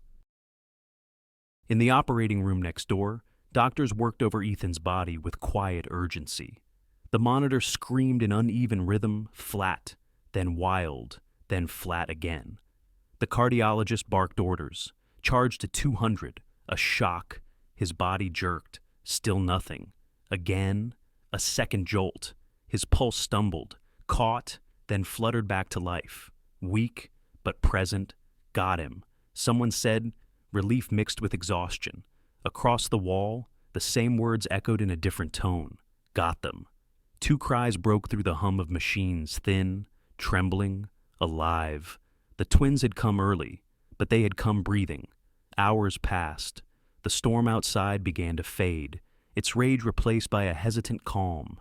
In two separate rooms, under the same roof, two hearts that had nearly stopped beat on each for the other. When dawn finally broke, light spilled through the rain-streaked windows, soft and forgiving. The hospital corridor smelled of coffee and disinfectant and survival. Nurses moved quietly. Machines beeped steadily. Life had found a way through the night. The omniscient truth is this love demands its price, and sometimes that price is everything but life itself. In the storm's aftermath, nothing remained untouched, neither fear nor pride, nor the fragile walls they had built around their hearts. And somewhere in the deep, slow rhythm of two machines, one beside a recovering mother, one beside a man with a healing heart. Fate exhaled, between life and loss. There was still love, and for now, that was enough. Morning came slowly after the longest night of their lives. The storm had finally broken, leaving behind a silence that felt sacred, not empty, but reverent, as if the whole world were holding its breath. In the hospital corridors, light seeped through rain-streaked windows, soft and forgiving. The air smelled faintly of antiseptic, coffee, and hope. Claire drifted between sleep and consciousness, her body heavy, her mind struggling to surface. She could hear voices around her, the muted hum of machines, the careful shuffle of nurses' shoes, the quiet cadence of recovery. Someone spoke her name softly. Claire, it's morning. You're safe. The words felt distant, echoing through fog. She wanted to ask about the twins, about Ethan, about whether the chaos of the night had been real or some cruel dream. But her throat was dry, her voice caught somewhere between fear and exhaustion. Then she heard a sound that didn't belong to memory, but to the present. A soft, rhythmic beeping, a baby's tiny cry. Her eyes opened. The room came into focus slowly. The pale hospital walls, the soft light filtering through the blinds, the rhythmic whisper of machines doing their work, and there, near the window, stood two small incubators. Inside them lay her children, impossibly small, fragile, and perfect. Wires and tubes surrounded them, but their tiny chests rose and fell with a strength that defied their size. Tears blurred her vision as a nurse stepped closer. "They're doing beautifully," she said gently, both breathing on their own now. Strong little fighters. Claire reached out, her fingers trembling as they brushed the edge of the glass. "My babies," she whispered. "You made it." The nurse smiled. So did you. But even as relief washed over her, another name rose to her lips. "Ethan." The nurse hesitated just a fraction of a second, enough for fear to return. "He's stable," she said carefully. "He's in recovery. The doctors had to implant a defibrillator to regulate his heart rhythm. It was close, but he's here." Claire exhaled, the sound breaking halfway between a sob and a prayer. "He's here," she repeated softly, as though saying it aloud might keep it true.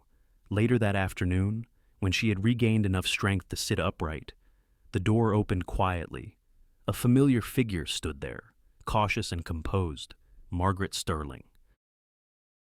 For a heartbeat, Claire thought she was still dreaming. Margaret, always polished and guarded, now looked uncharacteristically fragile. Her hair was pulled back hastily, her eyes rimmed red, her voice softer than Claire had ever heard it. "May I come in?" she asked. Claire nodded, unsure what to expect. Margaret stepped forward, stopping near the incubators. Her gaze lingered on the twins, her expression unreadable awe mixed with guilt, maybe even gratitude. "They're beautiful," she said finally. Claire smiled faintly. "They are. Stronger than I ever imagined." Margaret nodded, then turned toward her. "Ethan's going to be okay. The doctor said if you hadn't called when you did, if the paramedics hadn't reached you both in time." Her voice faltered. She swallowed hard. "I don't think I've ever been so grateful in my life." There was silence for a moment, not tense, just full. Margaret took a breath, her next words slower, deliberate. "I owe you an apology, Claire, for the things I said, for judging you before I even knew you. I thought you were here for his money, for what he could give you, but you've given him something I couldn't, a reason to live again." Claire shook her head gently. "No, he gave that to himself. I just stood beside him long enough for him to see it." Margaret's lips trembled into a small smile. "He told me once that guilt was his constant companion, that it kept him from loving freely. But you changed that. You saved his heart in more ways than one." For a long moment, neither woman spoke. They just stood together, watching the rise and fall of the twins' tiny chests. Life, fragile, improbable, miraculous, filled the room. Margaret exhaled slowly. "He'll want to see you soon," she said softly. "He keeps asking for you, even when he drifts in and out. It's the first time I've seen him afraid to lose something he can't control." Claire smiled faintly, tears gathering in her eyes. "He doesn't need to control this anymore," she whispered. "He just needs to come home." When Margaret left, the room grew quiet again, save for the steady hum of life. Claire leaned back against her pillow, exhaustion tugging at her, but her heart felt lighter than it had in months. She turned toward the incubators once more, her voice barely above a whisper. "You two changed everything," she said to her children. "You came early, just like love does, uninvited, unplanned, but exactly when I needed you." A faint knock came at the door. A nurse stepped in, smiling gently. "There's someone who'd like to see you." Claire's pulse quickened, and then there he was, pale, fragile, but alive. Ethan stood in the doorway, supported by a nurse, a faint tremor still visible in his hands. His hospital gown hung loosely, and the bandage at his chest hinted at the battle he'd barely survived. Their eyes met, and for a long moment, neither spoke. Words would have been too small for what they felt. Ethan took a careful step forward, his voice rough but warm. "You look better than I do." Claire laughed through her tears. "That's a low bar." "Sterling." He smiled, the first true smile she'd seen on his face in months. Then he looked toward the incubators, his expression softening into something sacred. "They're perfect," he whispered. "You did it." "No," she said, shaking her head. "We did." He moved closer, resting a trembling hand on the incubator's glass. The twins stirred slightly, as if recognizing the presence that had always hovered near, unseen but constant. For a long moment, all he could do was breathe the kind of breath that feels like a second chance. "They saved me," he said quietly. "You all did." Claire reached for his hand. "Then don't waste it." Their fingers intertwined, a gesture simple, familiar, and yet entirely new. Outside, the last clouds of the storm drifted apart, letting sunlight spill through the window. It touched the glass of the incubators, warmed the room, and glowed across the faces of two people who had almost lost everything. The omniscient truth is this: love rarely arrives without pain, and redemption never comes without loss.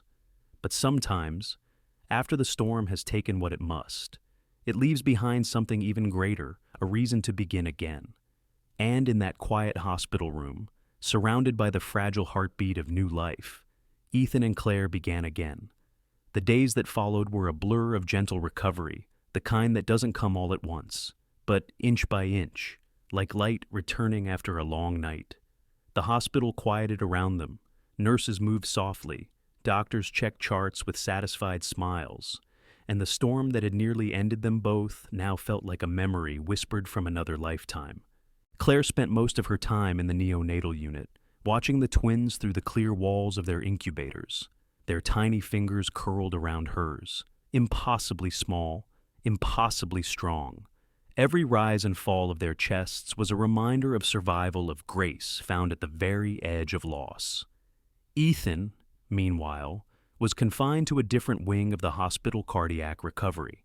A defibrillator now beat quietly inside his chest, a silent guardian against the chaos that had almost stolen his life. His days passed in cycles of medication, rest, and reflection. For the first time in years, he had nothing to manage, nothing to build, nothing to fix, just time to think and to feel. On the fourth morning, Claire asked the nurse if she could see him. The twins were stable, her strength was returning, and there was something she needed to say, something that had been building inside her ever since that night of thunder and fear. The nurse smiled. "He's been asking for you since dawn." Claire's breath caught. She took a moment before entering his room, adjusting the soft hospital robe around her shoulders. Her steps were slow, careful. It wasn't fear that made her hesitate. It was the weight of what this moment meant. When she pushed the door open, Ethan looked up. He was sitting upright, a book half closed on his lap, sunlight spilling across his face. His color was better now, though the fatigue lingered in the shadows beneath his eyes. The sight of her made him smile, that quiet, tired smile she had once mistaken for control, but now recognized as vulnerability. "So," he said softly, breaking the silence, "so much for keeping things professional." The words carried a trace of humor, but beneath them was something tender, an apology disguised as a joke. Claire laughed quietly, the sound trembling at the edges. "I think we lost the right to professional somewhere between the storm and the surgery." He chuckled, then winced slightly, his hand moving instinctively to his chest. "Remind me not to laugh too hard. The cardiologist says my heart needs peace." "Then maybe it's time," she said gently, stepping closer. Ethan looked at her, really looked, and for the first time in years, his expression held no defense, no distance, just gratitude, just love. "You saved me," he said quietly, "and not just from the heart failure." Claire shook her head. "You're giving me too much credit. I'm not giving you enough." She took a slow breath, her hands trembling slightly. There were words she had rehearsed in her head, rewritten in her journal, whispered to the twins when no one was listening. But now, face to face, they came out simple and raw. "I've had enough contracts," she said. "Enough rules, enough pretending that love can be negotiated." His eyes softened, uncertain. "Claire." She crossed the distance between them before he could finish, her movements deliberate and steady. Then, with a quiet exhale, she sank to her knees beside his bed. Ethan froze. "What are you—" "Let me speak," she said, her voice trembling but firm. He nodded, silent. "I spent so much of my life trying to survive," she began, "trying to prove that I could stand on my own. But the truth is, survival isn't living. You taught me that. You showed me that being strong doesn't mean shutting people out. It means letting someone in even when it's terrifying." Her eyes shimmered, the reflection of morning light catching in them. "I don't want protection anymore. I don't want a contract. I don't even want promises you can't keep. I just want a life with you, messy, human, unpredictable, real." She took his hand gently, pressing it between hers. "Marry me, Ethan Sterling. No deals, no clauses, no conditions, just love." The room went utterly still. Even the machines seemed to quiet, as if the moment itself had paused to listen. Ethan stared at her, speechless. For a man who'd built empires out of logic and control, this her kneeling there, her words so unguarded, undid him completely. He swallowed hard, his voice barely more than a whisper. "You're serious?" Claire smiled through her tears. "For the first time in my life." He laughed softly, a sound laced with awe. "I always imagined being the one to propose to you." "You already did," she said, squeezing his hand. "You just didn't realize it when you offered me a future instead of a favor." Something broke open inside him, then not pain, but release. The years of guilt, the walls of pride, the silence that had kept him alone, they all fell away in the face of this simple, impossible truth. He was loved. Freely, not for his power, not for his protection, but for himself. He reached for her hand, his thumb brushing the back of her fingers. "Then yes," he whispered. 1,000 times? Yes. Claire let out a breath she hadn't realized she'd been holding. She rose slowly, leaning forward until their foreheads touched. The air between them was quiet and full. For a moment, the world outside ceased to exist. No machines, no hospital walls, no past or future, just two people who had walked through storms, survived the dark, and found each other in the light. "I love you," he said, the words unsteady but real. She smiled. "I know. I finally believe it." Outside the window, a faint breeze stirred the branches of the hospital's lone birch tree. Its leaves caught the sunlight and shimmered like small miracles. Inside, Claire and Ethan sat together in that fragile, healing light, Two souls who had nearly lost everything but somehow found enough courage to start again. The omniscient truth is this love, when it finally arrives, stripped of pretense, does not ask to be managed or measured. It simply asks to be lived. And on that quiet morning, in a hospital room filled with second chances, love was no longer a contract, it was a choice, and both of them chose it. Spring arrived like a quiet promise. The trees outside the hospital began to bloom again, their branches laced with soft green and light pink, as if the world itself was ready for renewal. Inside, life settled into gentler rhythms. Machines no longer beeped in alarm, but in reassurance. Laughter returned in fragments, first uncertain, then natural. Claire and Ethan's recovery overlapped, like two melodies learning to harmonize. She regained her strength slowly, walking the halls each morning to visit the twins, who were growing stronger with every breath. He, too, rebuilt himself physically and inwardly, learning to trust his new heart, his new body, his new beginning. The day they were discharged felt unreal. Nurses gathered by the door, smiling as Claire held one of the babies and Ethan carried the other, his steps still careful but determined. The twins were small but fierce, wrapped in matching blankets the color of early morning. The world outside smelled like rain and sunlight, clean, alive, forgiving. As they drove home, silence filled the car, not from discomfort, but awe. Every mile between the hospital and the city felt symbolic, the distance between what they had endured and what they were about to build. The Lakeview penthouse had changed. The staff had gone, replaced by warmth. Where once there had been cold precision, now there were signs of life everywhere: soft blankets, bottles, the faint melody of a lullaby playing in the background. The sterile perfection had given way to a kind of beautiful chaos. Ethan looked around, half amused, half overwhelmed. When did my home turn into a nursery? Claire laughed softly, shifting the baby in her arms. About the same time, your heart turned human again. He smiled, pretending to protest, but the truth of it glowed behind his eyes. The days that followed unfolded like a slow montage of new beginnings. There were sleepless nights, bottles at 3 and the gentle exhaustion that only love makes bearable. Ethan, the man who once managed billion-dollar acquisitions with robotic precision, found himself utterly defeated by something as small as a diaper. The first time he tried, it ended in disaster. Claire found him standing by the changing table, frowning at a bundle of wipes and a wriggling infant who clearly found the situation hilarious.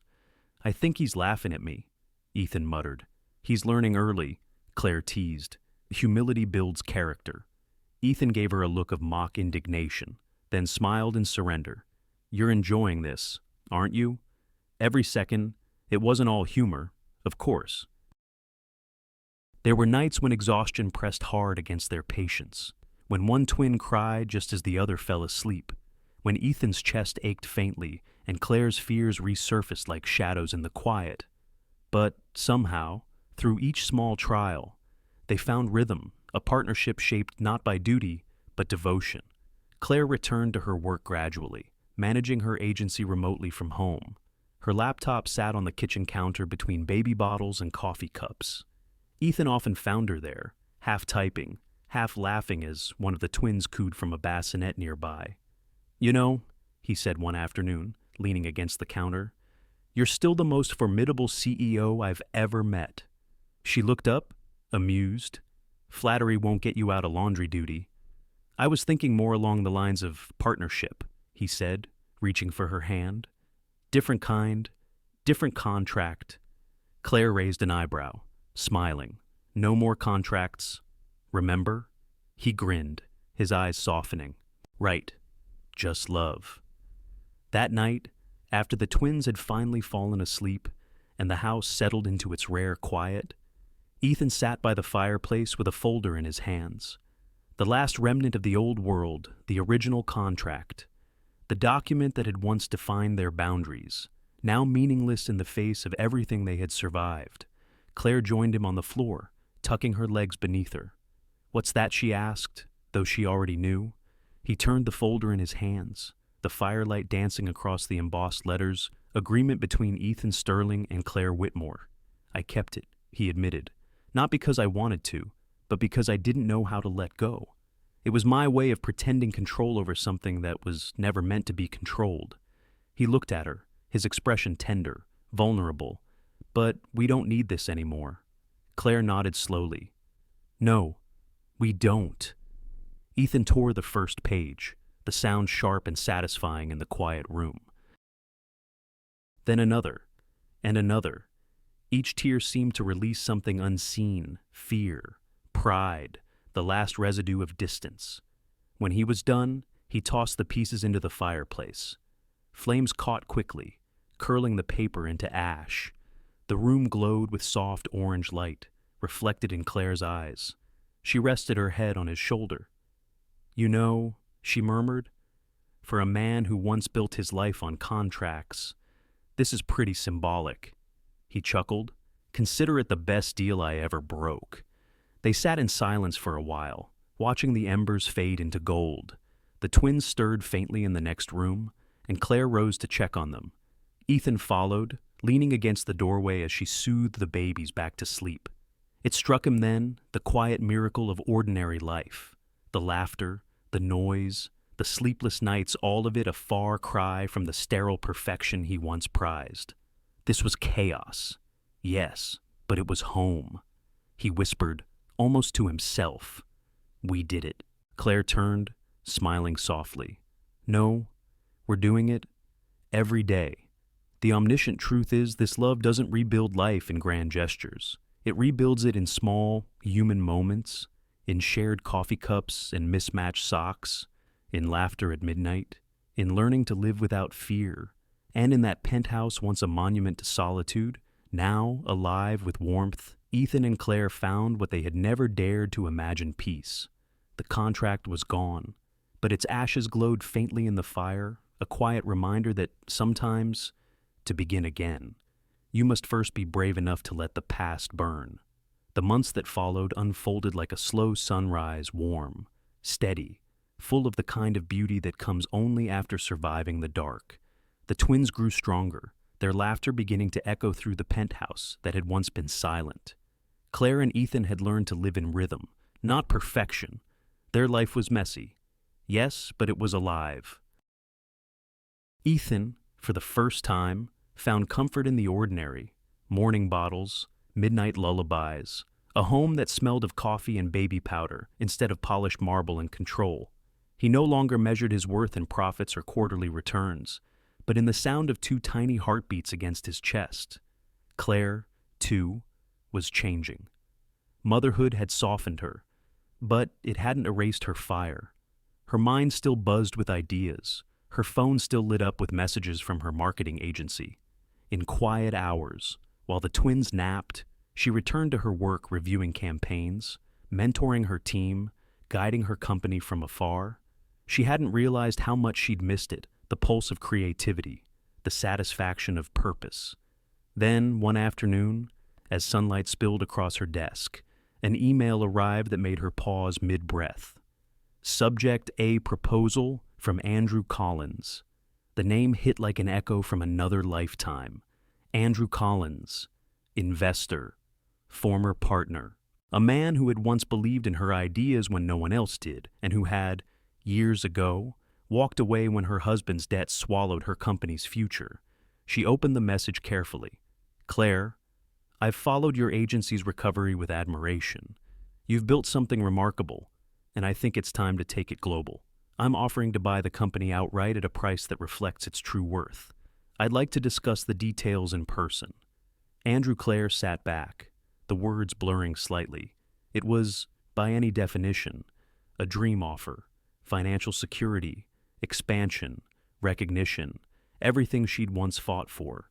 But as she looked around the soft toys scattered across the couch, the faint hum of Ethan's piano from the other room, she felt a knot tighten in her chest. That evening, she told Ethan, he was in the kitchen, sleeves rolled up, coaxing formula into bottles with the concentration of a man solving a riddle. She waited until he'd finished before she spoke. Andrew Collins reached out. She said, He wants to buy the agency. Ethan turned, surprised. Collins, the venture guy from New York. She nodded. He says it's time to take it global. He studied her face, trying to read what she wasn't saying. And what do you say? She hesitated. I don't know. It's everything I used to want.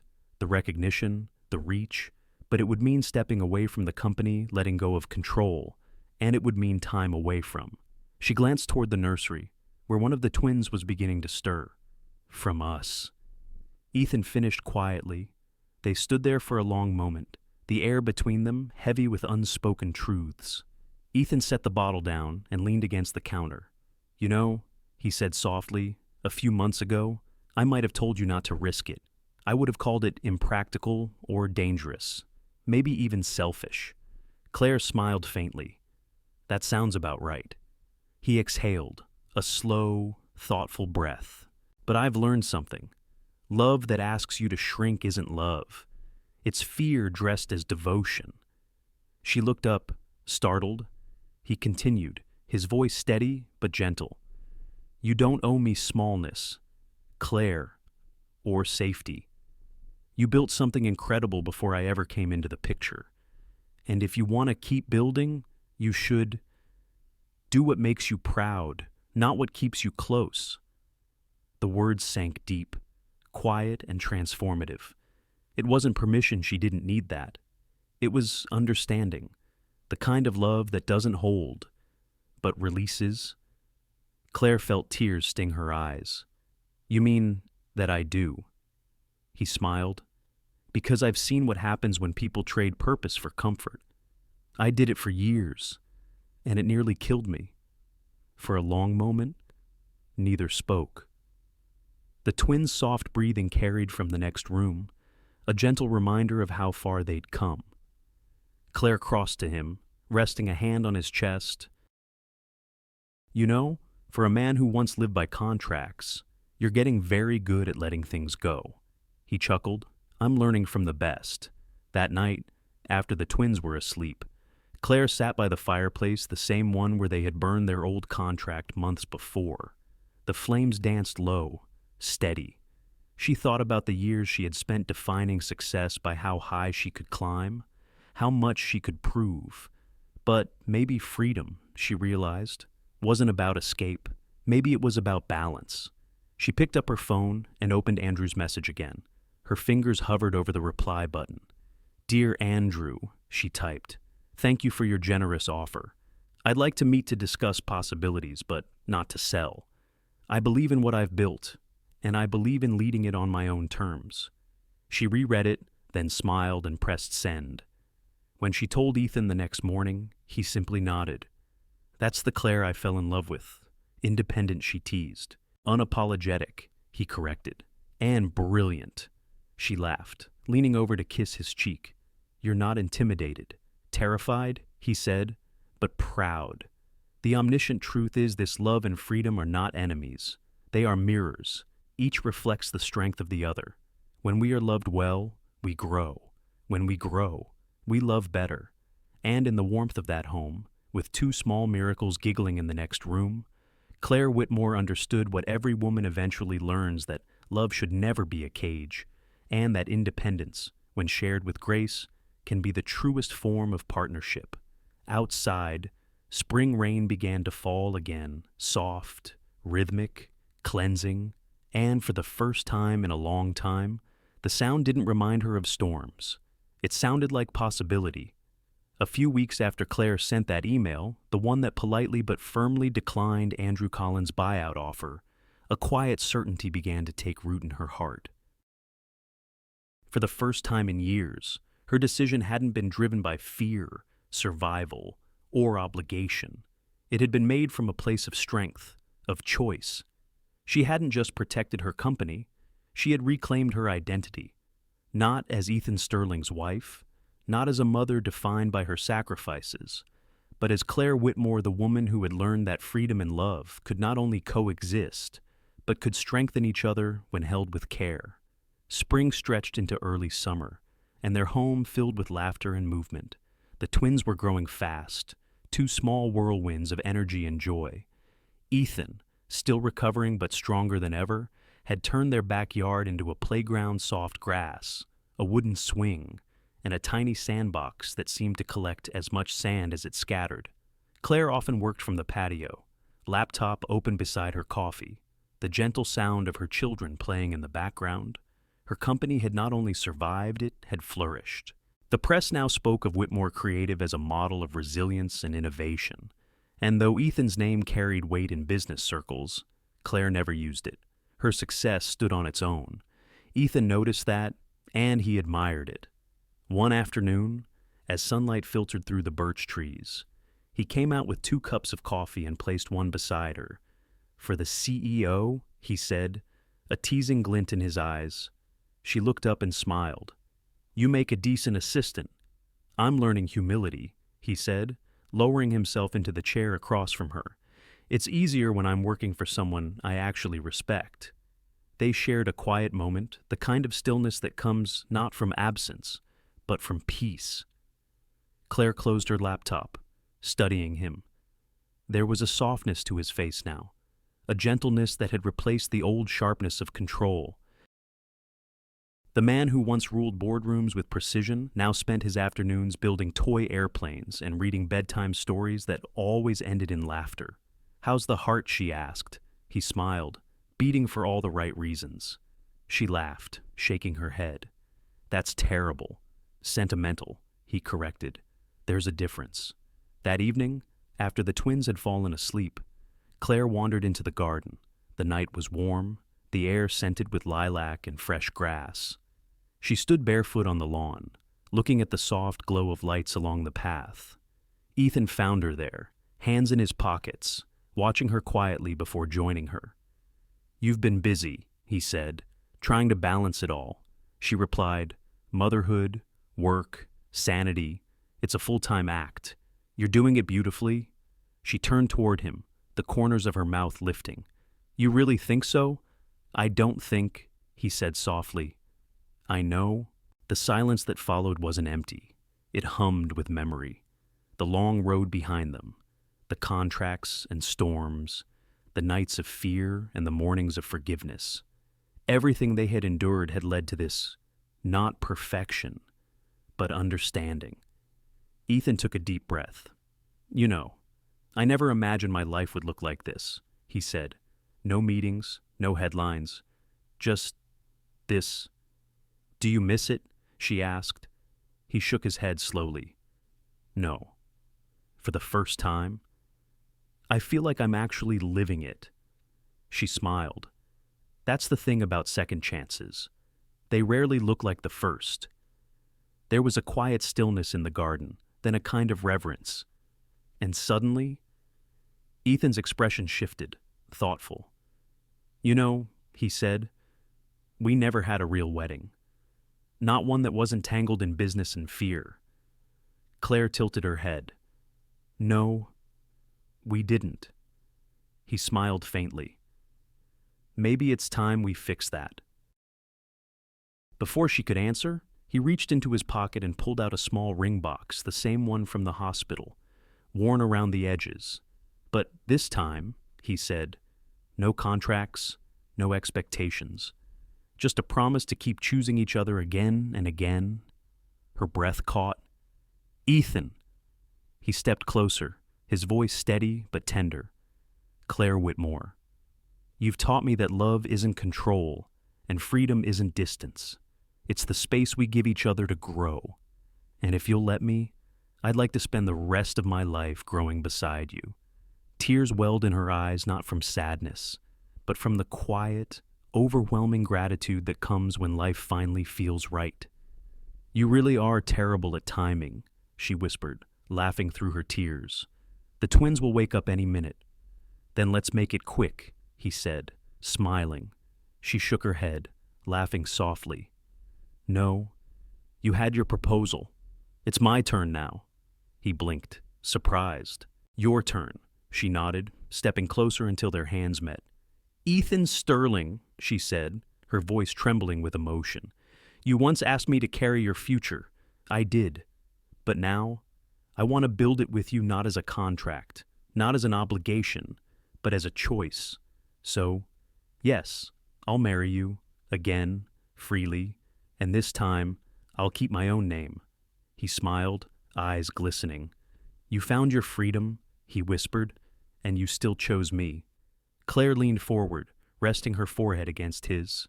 Freedom means nothing if I can't share it with someone who understands it. In the distance, the twins stirred soft giggles, half-asleep laughter drifting through the open window.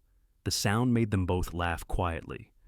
Looks like our witnesses are awake, Ethan murmured. Then, let's make it official, she said. They renewed their vows in that moonlit garden, surrounded not by grandeur or guests, but by the gentle proof of the life they had built together. No priest, no script. Just two people, hands intertwined, promising again to choose love over fear, honesty over pride, freedom over control. The omniscient truth is this love, when it's real, is never about possession. It's about presence. It's about choosing each other, not once, but every day after, and under that quiet sky, with laughter from the nursery and warmth between their palms. Ethan and Claire did exactly that. They chose each other again. A year slipped by quietly, like the turning of a well-loved page.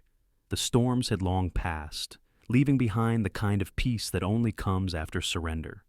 Seasons changed, but in the Sterling household, time seemed to move with a gentler rhythm, guided not by deadlines or board meetings, but by laughter, by small footsteps, by the soft hum of ordinary days. The twins were walking now, wobbly, curious explorers of the world that had been built for them through struggle and grace. Their laughter filled every corner of the lakeside home Ethan and Claire had chosen for their new beginning. The penthouse in Boston had been sold, its glass and steel traded for wood, sunlight, and the scent of pine. Here, life felt simpler, more human. Every morning, Ethan carried the twins down to the dock, one on each arm, while Claire followed with coffee and the kind of quiet smile that comes from gratitude too deep for words. They would watch the lake shimmer under the early sun, the same lake that had once stood between them as a symbol of distance, now reflecting the light of everything they had survived. Sometimes, the water caught her reflection beside his, and she would think about how far they had come, two people who had once met in the middle of a blizzard, bound by a contract, not a promise. Two souls who had mistaken protection for love and found their way back through vulnerability instead of pride. On quiet afternoons, when the twins napped and the wind rustled through the birch trees, Claire often wrote, not for work, not for publication, but for herself. She had begun a small collection of essays, reflections on healing, independence, and the strange courage it takes to let someone truly love you. Sometimes Ethan would find her by the window, pen in hand, lost in thought. He would sit beside her silently, reading over her shoulder as she wrote lines like, "Love is not the absence of fear. It's the decision to stay, even when fear lingers. We think freedom is solitude, but true freedom is the ability to be seen and still stay whole." He never interrupted. He didn't need to. Their silences had become their own language, full of understanding, free of pretense. In late spring, they celebrated the twins' first birthday in the garden. Friends, family, and neighbors gathered beneath strings of lights. The scent of lilac drifted through the air. Margaret came, too, her relationship with Ethan restored through slow forgiveness. She spent most of the afternoon holding the babies, laughing in a way no one had heard from her in years. At sunset, when the crowd had thinned and the last of the cake had been cleared away, Ethan and Claire stayed outside. The light turned gold over the lake, reflecting off the water like liquid fire. The twins crawled across a blanket nearby, their giggles mingling with the rustle of the evening breeze. Ethan leaned back on his hands, watching Claire as she gathered their toys. "You ever think about how it all started?" he asked softly. She smiled, still facing the water. "Every day, but not with regret." He tilted his head. "No, no," she said, turning to him. "Because everything that broke us brought us here.